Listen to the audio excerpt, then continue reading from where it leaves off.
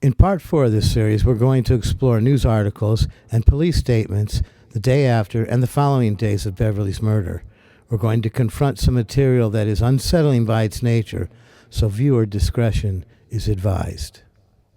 These are some of the things we are going to discuss in this video. We're going to use evidence to better understand what really happened, as to how it may have been revised as it was happening. We're going to discuss the language used in 1964 and how it differs from language used in the last 20 years. We're going to examine news articles chronologically through time to see if there was a revision of the initial reports in this case. We're also going to explore where rumors come from, how they spiral through time, or how they simply disappear. Now, what do I mean by revision of history? As we know today, news stories are often changed to fit narratives. In 1964, there was only the newspaper and the 3 network news channels. There was no internet or social media. In '64, to change a story to fit a narrative, there was no need for correction or discussion. They just simply never mentioned the topic earlier reported again. If you've ever read Howard Zinn's People's History of the United States, or watched evidence of revision, there are some historical examples of this phenomenon. Okay, so let's get right to it. Here are some articles that were from the following day of the murder. There is a narrative of the act of murder in these 3 articles on December 29th, 1964. These are articles that typically come up first on any internet search. Let's look at these articles more closely. Now, this is the most common article. The headline reads, "Girl, 16, tied, slain in home." It's from December 29, 1964, the day after the murder. This front page headline article has been used in every podcast graphic, YouTube video, internet site. It was even used on a Cleveland News piece video with Detective Carl Bagecki in 2017. He has it in his police scrapbook of photos and articles. Now, these 3 articles read, "The victim, Beverly Jarosz, 10921 Thornton Avenue. Her body, trussed in ropes at her neck and ankles." Notice it says ropes, plural. The next article reads, "The girl's father, Thaddeus Jarosz, found her trussed up corpse in her bedroom." And the third article is the same as the first. It's just a revised copy with graphic background, probably done much later and not corrected.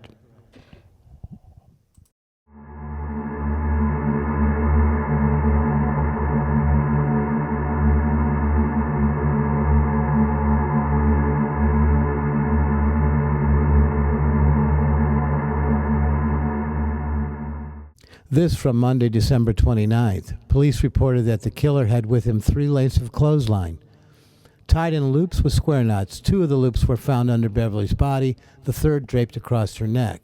Now, one thing is evident. By the time the Plain Dealer printed this final edition on December 29th, Tuesday, 1964, is that no one knew that it was originally only one piece of rope, 66 inches long, with loops at each end. Now, the question is, was Beverly Jarosz trussed by her neck and ankles, or in some other way? We're going to have to examine the rope, if that would be a possibility, as first reported. Let's look at the rope. Now, some of you might ask the question, why does it matter if she was trussed?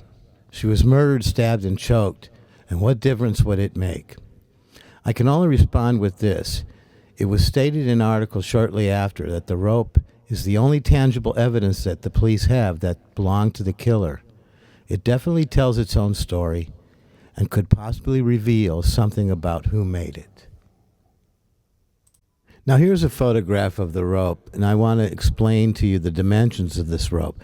It's 66 inches long, including the loops, and it's well documented. To give you a better idea, this photo is a little bit deceiving.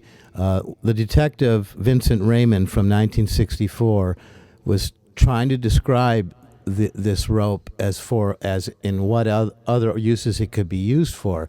And he explained that it could be used for tying bushes together or tying something down on a vehicle.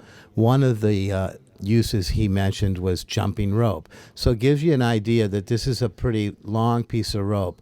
And in order to jump rope with it needs to be a certain length. If you look at this picture, it looks kind of small, and it is deceiving. So let's talk about this rope. And what we can say about it is there is at the red marks going, that piece on the left, that is the part of the rope that was around Beverly's neck. And you have to take in consideration that Beverly's neck, or any woman's neck, or even a male that's not large in stature, is going to be around 12 inches in diameter. So that piece of rope, a particular piece on the left, is 26 inches long. That would mean that there is considerable amount of rope left over once you go around the neck. The first thing I must say is that the autopsy report clearly states that the rope only showed one ligature mark in the front of the neck, and that is like just below the ears in the front of the neck. There were no ligature marks that went on the side of her neck or in the back of her neck, which is fair to say that he didn't wrap the rope around her neck twice. Okay, this article says 2 of the pieces looped and knotted. The killer's left hand held those loops as he or she tightened it around Beverly Jarosz's neck.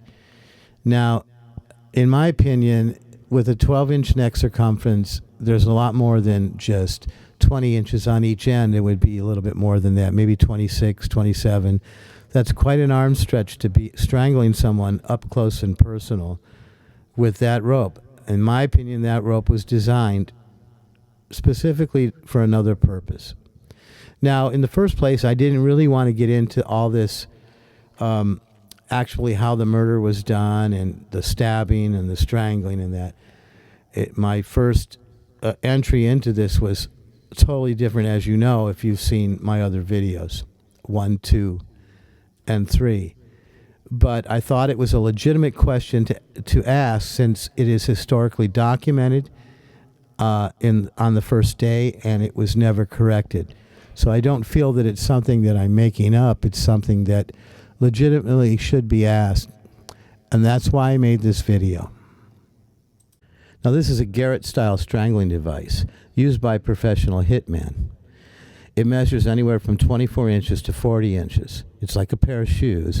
It depends upon the width and the arm length of the assailant.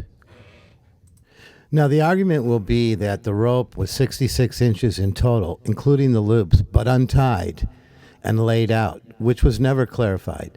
So I made a rope out of store-bought clothesline. The first piece is 54 inches, so I could eliminate 6 inches on each end for the loops. The other piece is 40 inches untied to demonstrate up-close strangling of a victim. I found that this is, in my opinion, is the most practical and logical application for its purpose. This is the 54-inch rope with loops. As you can see, it's long and even wrapped around a 12-inch neck would only give you 6 inches on each arm with minimal leverage.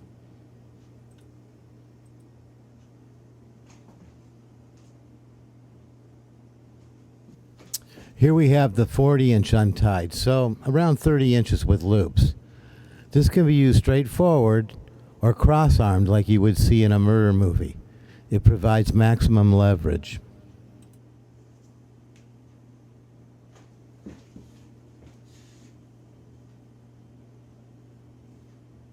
I was asked this question today: if Beverly was tied, did the killer cut the rope or bring 3 pieces so he could tie her ankles with 2 short pieces, then use the longer piece to strangle her? It's a good question, and this is my opinion based on everything I see in photos and have read in articles. I believe the killer brought 1 piece of rope 66 inches long with loops and square knots on each end, and the rope was cut where it crossed itself, resulting in 3 pieces with 2 pieces of exact length. Now, I don't know when the rope was cut. I don't know who cut the rope. And lastly, this will be my last comment on the rope. This is from the Cambridge Public Library. It's an article from the Cambridge Centennial, and it was published in November of 1932. It's an interesting article, and it's about professional killers and techniques that they use.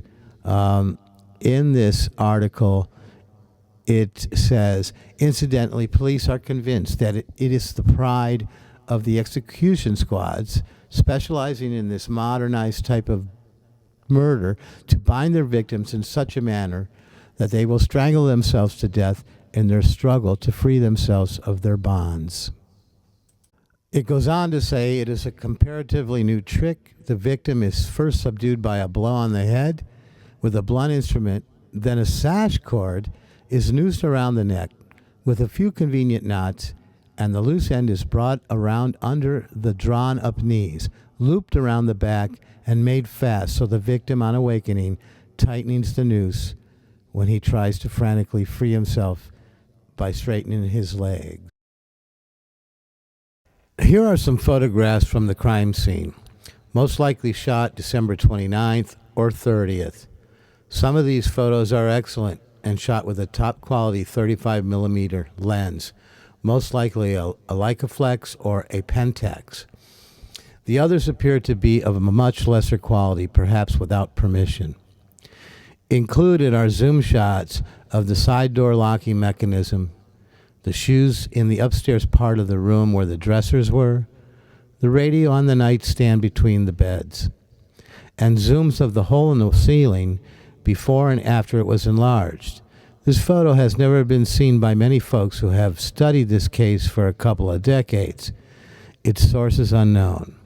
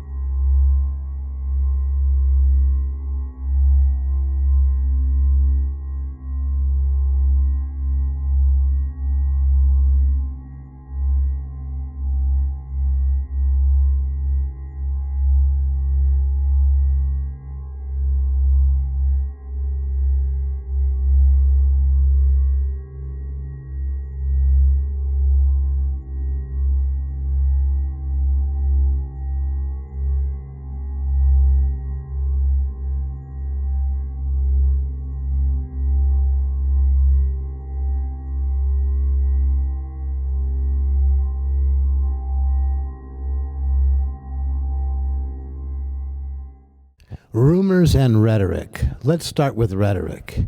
It's important and almost necessary to understand the language and rhetoric used in 1964 when reading articles from that era. It helps you interpret what you might take literally or otherwise. For example, we all know now that Beverly kept a diary, and it's been missing ever since the day of the murder. But in 1964, only family and close friends knew that, and the police. So when the question is asked, did Beverly keep a diary? Well, Horgan replies, a diary was not kept. And what he's doing is using passive rhetoric. And what he's saying is, he's not saying that Beverly didn't keep a diary. He's saying a diary was not kept by the police. So it's why he's doing that is he doesn't want the reporters to know, and he knows that the killer is probably reading every newspaper article. Now, can rumors, true or false, often be revealing? And the answer would be yes. In 1964, rumors generated on the telephone, drinking establishments, PTA meeting coffee breaks, and church luncheons these rumors were often false, and they were most potent during times of uncertainty, fear, and anxiety. A murder of a 16-year-old girl, as in Beverly Jarosz's case, did and often create several false rumors. Now, true rumors, which are unverified information that eventually turns out to be factual, can be just as revealing as the false ones. True rumors can signal a group's desire for justice or accountability. When a rumor about an injustice turns out to be true, it reveals that a segment of the population was already aware of, or at least suspected, the wrongdoings, and their concerns were simply dismissed by those in power. So going on 61 years this December 28th, all these questions still remain. Who killed Beverly Jarosz? Was it two people? Was it a female? Why would someone want to kill her? Was Beverly trust? Is the killer still alive? And will DNA ever solve this murder? It's a terrifying thought for those who are concerned or grew up in Garfield Heights as they're in their senior years that they may never know. I've made 4 videos, and I will continue to chronicle this case with more videos until this awful murder is solved. And we can learn many things new about this case by close examination and avoiding rumors. We can also pray that justice is served in this world for Beverly and her family. So thank you for watching, and God bless.